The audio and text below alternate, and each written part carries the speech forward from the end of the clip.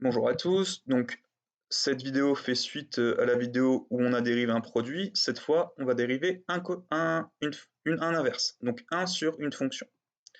Donc la fonction u va être dérivable sur i, et du coup 1 sur u, pardon, elle va être dérivable sur i. Il va simplement faire attention que u ne s'annule pas sur i. Si u s'annule sur i, imaginons que u de 3 ça vaut 0, ben on ne peut même pas calculer 1 sur u de 3, parce que ça ferait 1 sur 0. Donc on peut encore moins dériver. Donc, quand on fera des exercices avec des fonctions 1 sur quelque chose, il va falloir bien faire attention que le dénominateur, que le u, ne s'annule pas. Du coup, une fois qu'on s'est assuré que u ne s'annulait pas sur l'intervalle, on peut appliquer la formule, et la formule, ça va être que la dérivée de 1 sur u, ça va être moins la dérivée de u sur u au carré. Donc, on va passer à l'exemple. Alors, donc là, il va falloir bien entendu appliquer la formule, mais il va falloir aussi faire attention que u ne doit pas s'annuler sur i. Donc si je reprends mes exemples de tout à l'heure, donc on va s'intéresser à la troisième fonction, à f3 de x. Et du coup, on voit que c'est 1 sur 2x au carré plus 5x. Donc f3 de... Ah, j'ai laissé de x, mais non, là comme je n'ai pas mis de u de x, normalement c'est f3 égale 1 sur u. Donc je vais le modifier de ce pas. Donc comme je disais, c'est f3 égale 1 sur u, et du coup avec u de x, c'est 2x au carré plus 5x. Donc cette fonction u de x, c'est un polynôme, du coup, elle est dérivable sur R.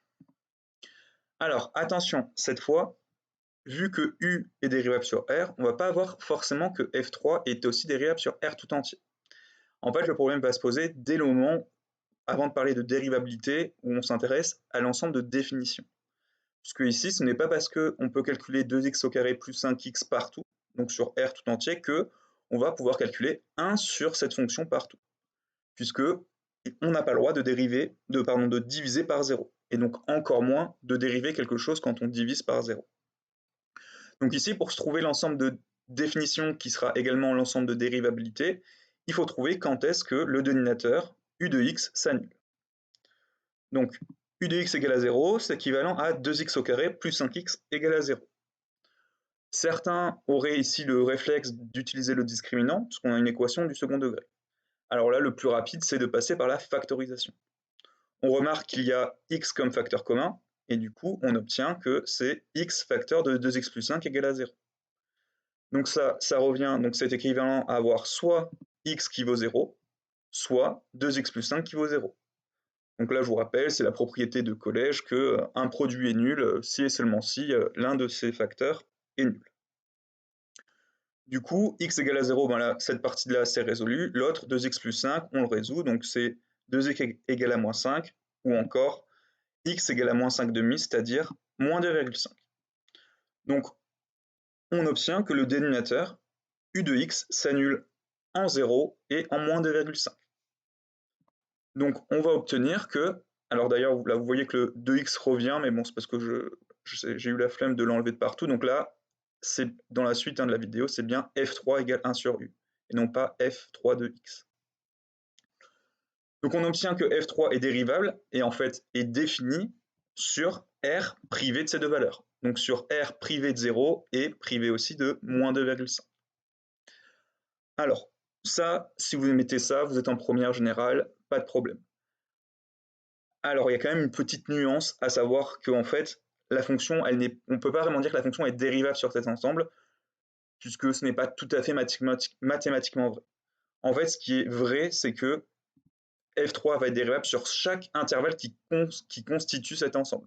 Donc elle va être dérivable à la fois sur, donc au début on va de moins l'infini jusqu'à moins 2,5, on ne prend pas le moins 2,5, on va aussi pouvoir dériver sur entre moins 2,5 et 0, donc sur l'intervalle moins 2,5, 0, les deux exclus, et sur ensuite après en 0, de 0 à plus l'infini. Alors, je l'ai mis en bleu dans le sens où si vous écrivez que f3 est dérivable sur R privé de 0 moins 2,5, pas de problème, vous aurez tous les points, que ce soit avec moi ou au bac. Ce que vous pouvez garder à l'esprit, c'est qu'en fait, derrière, on peut vraiment dire que c'est dérivable uniquement sur chacun de ces intervalles. Voilà. Donc, là, on a obtenu l'ensemble de dérivabilité. Et donc maintenant, on va vouloir appliquer la formule, donc 1 sur u, c'est moins u' sur u carré. Donc pour ça, on va commencer par dériver la fonction u.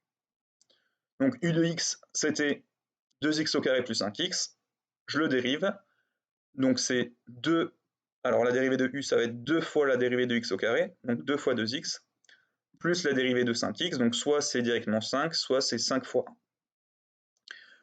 Ensuite, 2 fois 2x, ça fait 4, donc on obtient que la dérivée de u, c'est 4x plus 5. Maintenant, j'applique ma formule, donc f3' de x, c'est, on a dit, moins u' de x sur u de x au carré. Donc, moins u', ça donne moins, entre parenthèses, 4x plus 5, et u de x au carré, ça va être, du coup, 2x au carré plus 5x, le tout au carré. Alors, usuellement, on ne va pas développer le dénominateur, puisque l'objectif, nous, en mathématiques, dans un prochain chapitre, l'objectif, ça va être d'étudier le signe de ce quotient. Et en dessous, comme on va toujours avoir un carré, vu que l'objectif est d'avoir le signe, il n'y a pas d'intérêt à développer ce dénominateur. Donc on va juste développer le numérateur. Alors même ici, on va juste développer le numérateur, pardon. Donc là, on a un moins devant une parenthèse, on sort les chiffres de la parenthèse, du coup on obtient, donc là, pardon, c'est moins u', donc moins 4x plus 5, sur u carré, donc 2x au carré plus 5x, le tout au carré. Et du coup, comme je le disais, on ne va pas développer le dénominateur, on va juste développer le numérateur. Donc là, le numérateur, 4x, le moins, ça devient moins 4x, et plus 5, ça devient aussi moins 5. Voilà. Donc, la dérivée de la fonction 3 est terminée. Maintenant, vous devez faire les exercices que vous aviez par mail. De nouveau, bien entendu, vous devez recopier cet exemple dans votre cahier de leçons. Cette vidéo est terminée. Au revoir.